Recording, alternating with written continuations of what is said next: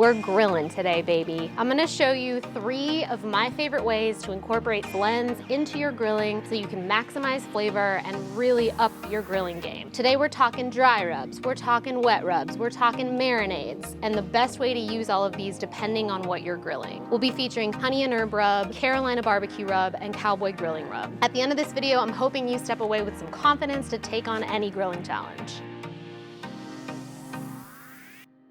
So grilling is really not a lot of technique as far as the actual cooking of whatever it is that you are cooking. It's more about prepping. Make sure that you know and understand what you're cooking and how to best prepare it. The first method I'm gonna show you is a dry rub. So today we're gonna be using our cowboy grilling rub. This is nice and peppery. It has some cumin and fennel in it and paprika. So it's a really beautiful color and has nice aromatic kicks to it. For this steak, we have a really nice New York strip steak. And for this particular cut, a dry rub is perfect because this is going to turn out really nice and juicy. It's going to give it a nice crust because you're not incorporating any kind of liquid ingredient. The dry rub helps it brown really nicely and gives it a good texture. In order to do that, you just kind of get in there, sprinkle this right on top. This steak has been sitting out for about 20 minutes. You want to make sure you kind of get the chill off of it first so that you can make sure it's going to grill quickly and evenly. You want to make sure you nicely coat all sides of this.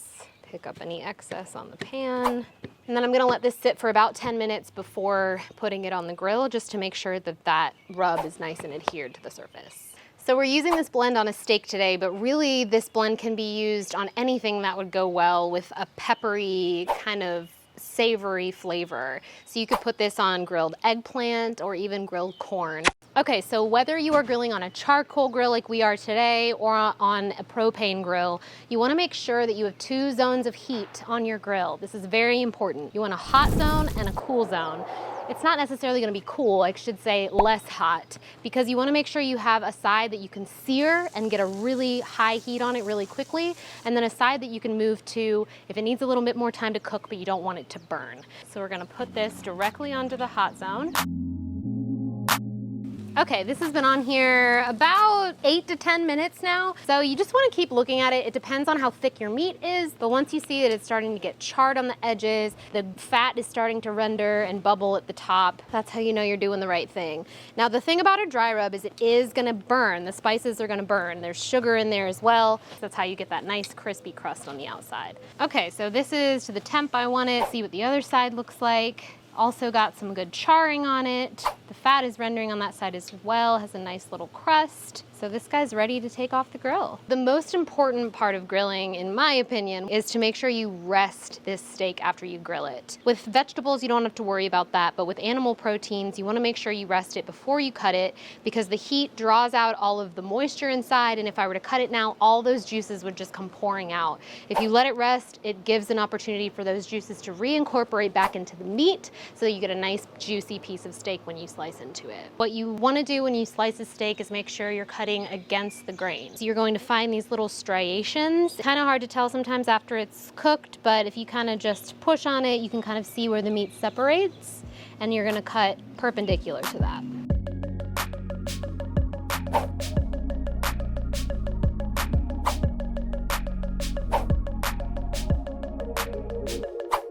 An easy way to transfer this is to kind of try to get it all on your knife, move it over to your plate, shingle it out, save that end piece for yourself. Okay, so I have some sliced shishito peppers, just in some olive oil and salt. I like to serve steak with something bright and always finish with a flake salt. So our steak is done. We've garnished it, put some flaky salt on it. Now all that's left to do is taste it. You can see on this slice that that dry rub created this nice crust on the outside. You can still see the whole fennel and cumin. It's got a nice color, a nice little char, and a crispy texture. This rub is so good, and especially the dry rub. There's nothing to dilute the spices. They're right there when you bite into it. The fennel, the cumin, the pepper, and then you get some smoky, salty flavors at the end. Highly recommend the cowboy grilling on your steaks, but again, you can use this on anything that you feel like those flavors would be good with. All right, so the next technique is a wet rub, which is not quite a dry rub, not quite a marinade. It's the perfect marriage in between. A wet rub is the same concept as a dry rub. You're just using spices and one other liquid ingredient. It helps adhere the spices to whatever you're grilling. It makes a nice paste that you can kind of brush on things that you need to get in the nooks and crannies of, like cauliflower or things like that. Today I'm gonna be making some chicken wings using a wet rub. First, I'm just gonna add our Carolina barbecue. This blend is a little bit salty, a little bit sweet, some smoky notes, some vinegary notes. So it's really a very good all-around balanced blend that will work great on wings, but you can also use it on asparagus or even like some grilled tomatillos. So I'm gonna add, this is what I love about grilling, you don't really have to measure anything, just dump it in there. And then I'm gonna add enough olive oil just to create a paste. You don't want this to be as liquidy as a marinade. You want it to be pretty thick still. So that's about the consistency that you want. All right, so we have our paste here made. We're gonna put our chicken in here. And again, you just want it to coat. You don't want this to be swimming in liquid. You just wanna think the middle child between the dry rub and the marinade. This can sit for 30 minutes before you grill it, or you can even put it back in the fridge and let it sit in there for a couple hours. Now we're ready to grill our wet rub chicken wings. All right, now we're ready to grill our wet rub chicken wings. So these have come up to room temperature or a little below room temperature. You wanna make sure they're not icy cold, get the chill off of them. And we're just gonna put them again right on the hottest part of the grill. And you wanna keep a close eye on these because they will cook very fast. So the liquid in the wet rub is actually going to help these stay moist so they don't dry out, and is gonna help that seasoning adhere to the surface.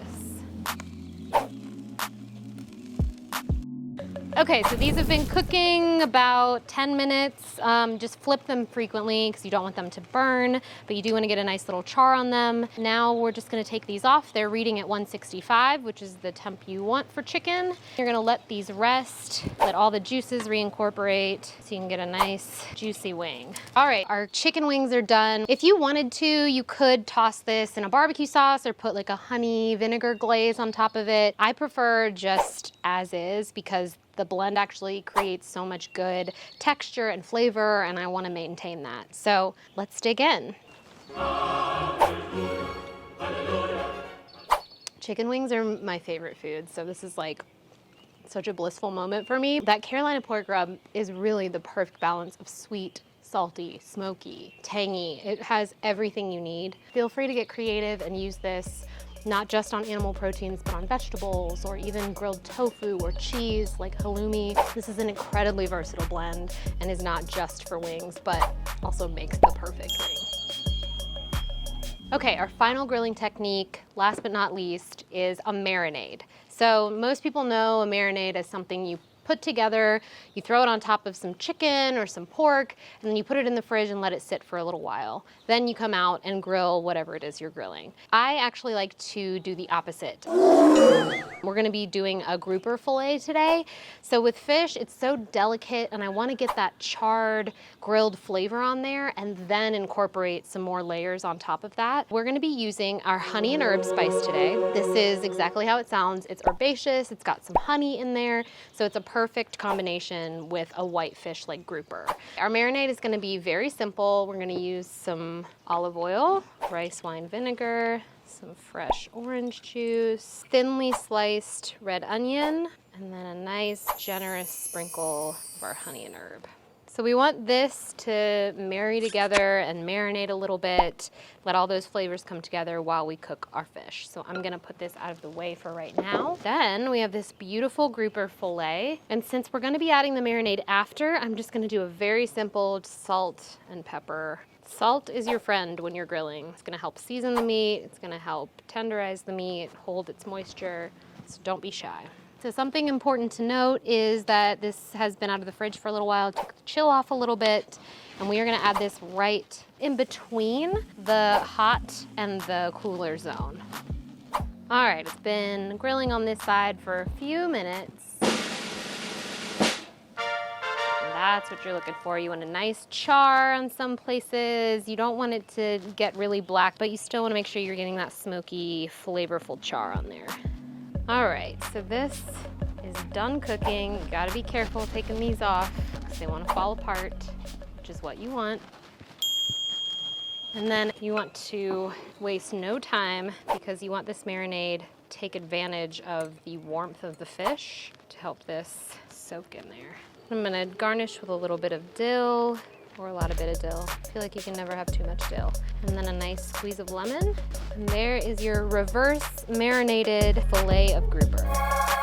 Okay, I don't have a fork down here to try this and I don't feel like going back in to get one, so I'm just going in with my hands here. The great part about this is that the fish is warm, which warms the marinade, and it just creates this really nice sauce that you can kind of dip the fish into. This is my favorite way to grill fish. Putting that marinade on afterwards, you get the like olive oil nuttiness, the brightness of the rice vinegar and the orange juice, the lemon juice that we put on top. And then that honey and herb just brings in like the perfect sweetness, herby flavors that you're looking for. And then comparatively with the char on the fish, it's just perfect. This is my favorite way to grill fish, or really anything that can take in flavor like that. Like cauliflower or broccoli, like things that really soak up whatever you're cooking it in, tofu. This technique is just perfect. So forget the marinade before, stick to the marinade after. So those are 3 of my favorite techniques for incorporating maximum flavor and seasonings into your grilled dishes. I hope you learned something. I hope you check out more of our grill and roast offerings on our website. This is just the tip of the iceberg. And make sure you like and subscribe to this channel. Comment and tell us how you used these blends in your grilling. Ask any questions, and I wish you a happy summer and happy grilling. Okay, now I'm gonna get my wet rub chicken ring. All right, now we're ready to go. Okay, now we are ready to grill our wet, that is so hard to say.